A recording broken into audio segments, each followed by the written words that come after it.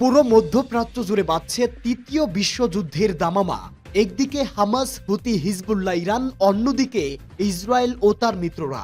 এবার আগের যে কোনো সময়ের থেকে আরো বেশি ভয়ঙ্কর হয়ে উঠেছে হামাস। চালাচ্ছে ভয়াবহ হামলা। আর এদিকে হুতির হামলায় নাকানি চুবানি খাচ্ছে ইসরায়েলের প্রধানমন্ত্রী বেনিয়ামিন নেতানিয়াহু। ইরান থেকেও আসছে ভয়াবহ হামলার বার্তা।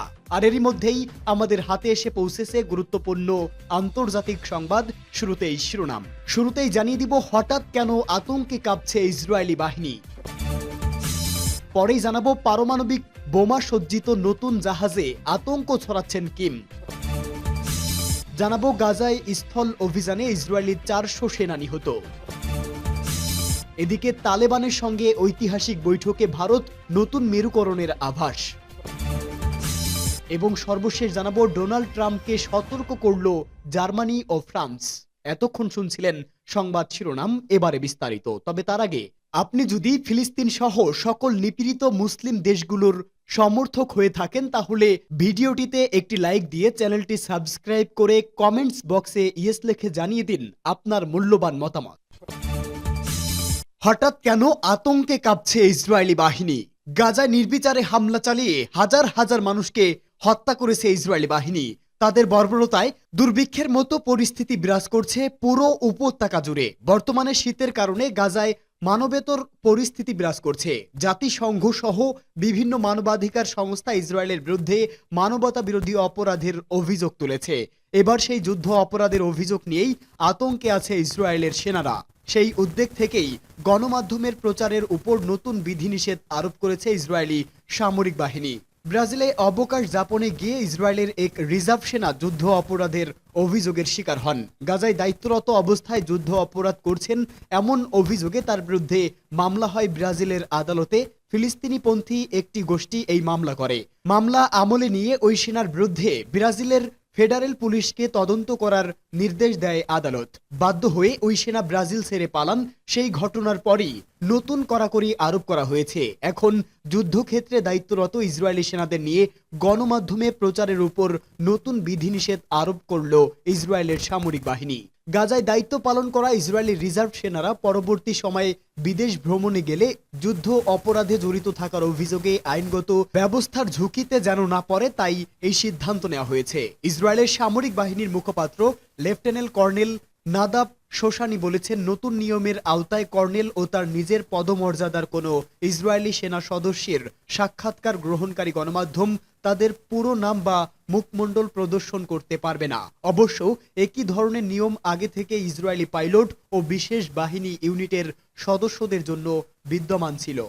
পারমাণবিক বোমা সজ্জিত নতুন যুদ্ধজাহাজে আতঙ্ক ছড়াচ্ছেন কিম। দ্রুত গতিতে চলছে অত্যাধুনিক যুদ্ধজাহাজ নির্মাণের কাজ।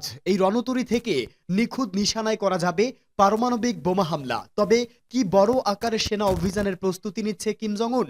উত্তর কোরিয়ার শীর্ষ নেতার হাত ধরে যুদ্ধের আতঙ্ক বাড়ছে। কিমের রণতরী নির্মাণের খবর পেয়ে যুক্তরাষ্ট্র তার মিত্ররাও কিছুটা উদ্বিগ্ন।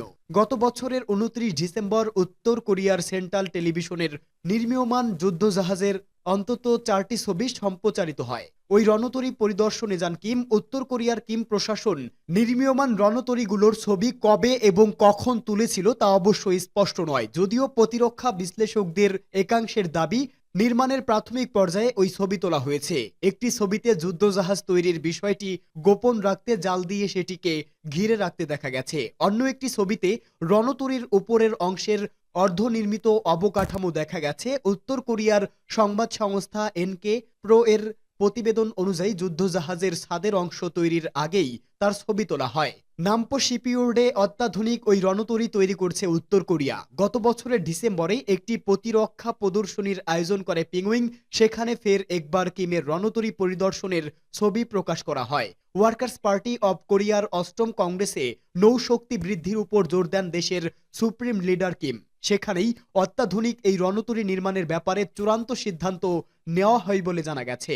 আগামী 5 বছরের মধ্যে এটি প্রশান্ত মহাসাগরে দাপিয়ে বেড়াবে বলে দাবি কিমের। প্রতিরক্ষা বিশ্লেষকদের দাবি, এই যুদ্ধজাহাজ উত্তর কোরিয়ার নৌশক্তির বিকাশে একটি মাইল ফলক হতে চলেছে। ইন্টারন্যাশনাল ইনস্টিটিউট ফর স্ট্র্যাটেজিক স্টাডিজের গবেষক জোসেফ ডেম্পোসির কথায়, নামপো শিপইয়ার্ডের কাজকর্মের ক্ষেত্রে পিংগুইন গোপনীয়তা অবলম্বন করছে। হঠাৎ করে একে সামনে এনে গোটা দুনিয়াকে চমকে দেওয়াই কিমের মূল উদ্দেশ্য। গাজায় স্থল অভিযানে ইসরায়েলি 400 সেনা নিহত।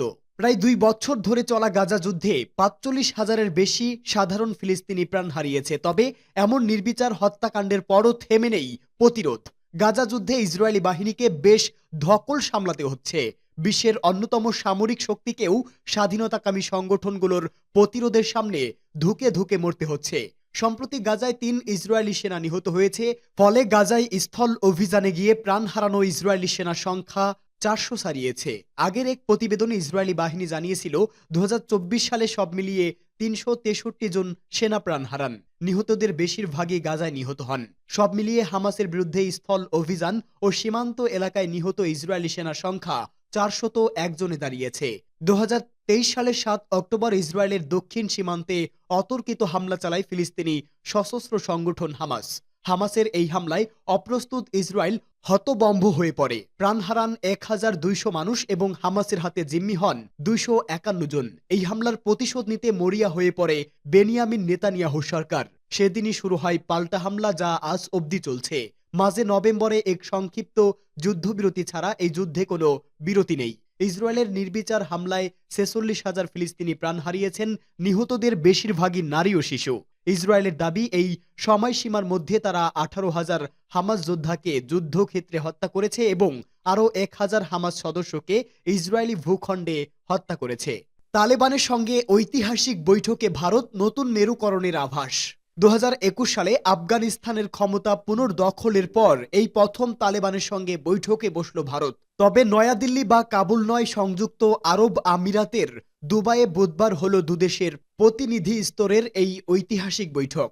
এক প্রতিবেদনে এই খবর দিয়েছে ভারতীয় সংবাদ মাধ্যম টাইমস অফ ইন্ডিয়া। এতে বলা হয়েছে, ভারতীয় পররাষ্ট্র সচিব বিক্রম মিশ্রি দুবাইতে আফগানিস্তানের ভারপ্রাপ্ত পররাষ্ট্রমন্ত্রী আমির খান মুক্তাদির সাথে দেখা করেন। এতে ভারত আফগান জনগণের জরুরি উন্নয়নের প্রয়োজনে সাড়া দেওয়ার জন্য ভারতের প্রস্তুতির কথা জানান। অন্যদিকে তালিবান প্রতিনিধি ভারতকে আশ্বাস দিয়েছেন, তালেবানরা আফগান ভূখণ্ড ভারতের বিরুদ্ধে ব্যবহার করতে দেবে না। আফগানিস্তানের মাটিতে পাকিস্তানি সেনাবাহিনীর হামলার 2 সপ্তাহের মাথাতেই নয়াদিল্লি কাবুলের এই বৈঠক তাৎপর্যপূর্ণ বলে মনে করা হচ্ছে। 3.5 বছর আগে ক্ষমতা পুনর্দখলের পর থেকে আন্তর্জাতিক সম্প্রদায় ও প্রতিবেশী দেশগুলোর সমর্থন পেতে মরিয়া হয়ে ওঠে তালিবান। কিন্তু প্রচেষ্টার খুব কমই সাফল্য পেয়েছেন গোষ্ঠীটি। তবে ভারতের সঙ্গে নতুন করে সম্পর্কের মেরুকরণ কিছুটা হলেও আফগান প্রশাসনকে স্বস্তি দিবে। অন্যদিকে পাকিস্তানের সঙ্গে আফগানিস্তানের উত্তেজনাকর সম্পর্কের ফায়দা নেওয়ার সুযোগ নিচ্ছে নয়াদিল্লি। সাম্প্রতিক গত কয়েক বছরে ক্রিকেট মাঠ থেকে কূটনৈতিক সর্বত্র আফগান ও পাকিস্তান সম্পর্ক তলানিতে। এ সময় দিল্লি কাবুল সম্পর্ক ইসলামাবাদের মাথা ব্যথার কারণ হয়ে উঠবে। দিল্লির পক্ষ থেকে জানানো হয়েছে, আফগানিস্তানের মাটি ব্যবহার করে ইরানের চাবাহার বন্দর থেকে পণ্য চলাচল, পরিবহন এবং ক্রিকেট সহযোগিতা নিয়ে আলোচনা হয়েছে এই বৈঠকে। ডোনাল্ড ট্রাম্পকে সতর্ক করল জার্মানি ও ফ্রান্স। ডেনমার্কের স্বায়ত্তশাসিত অঞ্চল গ্রিনল্যান্ড দখল করতে সামরিক শক্তি প্রয়োগের হুমকি ফিরিয়ে না নেওয়ায় নবনির্বাচিত মার্কিন প্রেসিডেন্ট ডোনাল্ড ট্রাম্পকে সতর্ক করেছে জার্মানি ও ফ্রান্স। খবর বিবিসির। জার্মান চ্যান্সেলর বলেছেন, সীমানার অখণ্ডতার নীতি প্রতিটি দেশের ক্ষেত্রেই প্রযোজ্য, তা খুব ছোট বা খুব শক্তিশালী দেশ যাই হোক না কেন। অন্যদিকে ফরাসি পররাষ্ট্রমন্ত্রী বলেছেন, এতে কোনো সন্দেহ নেই যে কখনোই বিশ্বের অন্য দেশের সার্বভৌমত্ব সীমান্তে আক্রমণ করতে দেবে না ইউরোপীয় ইউনিয়ন। এদিকে গত মঙ্গলবার ট্রাম্প আবারও তার গ্রিনল্যান্ড অধিগ্রহণের ইচ্ছার কথা জানিয়ে বলেছেন, আর্কটিক দ্বীপ যুক্তরাষ্ট্রের জাতীয় ও অর্থনৈতিক নিরাপত্তার জন্য গুরুত্বপূর্ণ। 2019 সালের প্রেসিডেন্ট হিসেবে দায়িত্ব নেওয়ার প্রথম মেয়াদে গ্রিনল্যান্ড কেনার আগ্রহ প্রকাশ করেন ট্রাম্প। এরপর তিনি বারবারই এ ধরনের উত্থাপন করে আসছে। তবে যুক্তরাষ্ট্রের দীর্ঘদিনের মার্কিন মিত্র ডেনমার্ক স্পষ্ট করে জানিয়েছে, গ্রিনল্যান্ড বিক্রির জন্য নয়, আর অঞ্চলটির মালিক মূলত তার বাসিন্দারা। গ্রিনল্যান্ডের প্রধানমন্ত্রী ডেনমার্কের কাছ থেকে তার দেশকে স্বাধীন করার জন্য চাপ দিয়ে আসছে। তবে তিনিও স্পষ্ট করে বলেছেন যে অঞ্চলটি বিক্রির জন্য নয়।